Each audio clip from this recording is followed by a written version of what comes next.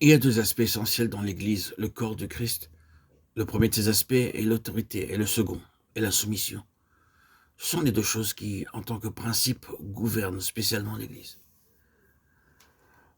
Jacob, lorsqu'il supplanta son frère par sa fraude et sa ruse et son astuce, voulait l'autorité, la place de suprématie. Lui qui était le plus jeune cherchait à avoir l'ascendance sur son frère.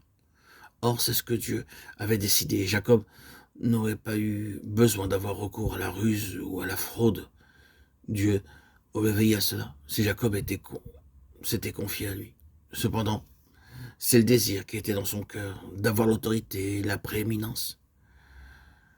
Ce qu'il dut apprendre au cours de ces 20 années, c'est que l'on arrive à l'autorité par le chemin de la soumission. Et pour Jacob, qui deviendra un prince à Bethel, la maison de Dieu, ces deux choses vont ensemble. L'autorité et la soumission. L'on ne peut et l'on ne doit pas séparer ces deux choses. Dieu a joint ces deux choses ensemble. L'autorité nous vient par la soumission.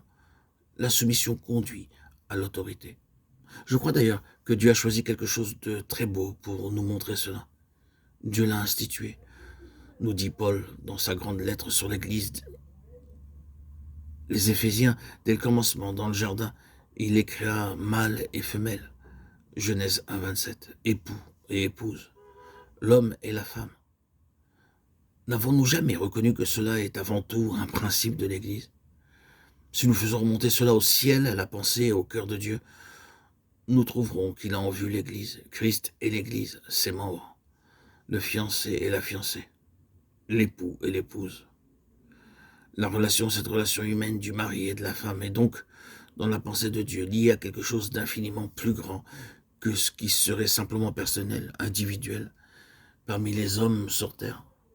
Ce n'est que la présentation, ou ce doit être la présentation d'une conception grande et sublime de Christ et de l'Église. Et les deux lois qui gouvernent Christ et l'Église sont celles de l'autorité et de la soumission. Comment l'Église arrivera-t-elle à régner? Par sa soumission à Christ. Comment Christ, la tête, est-il arrivé à régner? Par sa soumission au Père. L'autorité et la soumission sont inséparables, c'est une double loi établie dans le ciel. Ces deux choses, mâle et femelle, sont toutes les deux très sacrées aux yeux de Dieu. Et ni l'une ni l'autre. Elles ne doivent chercher à être l'autre.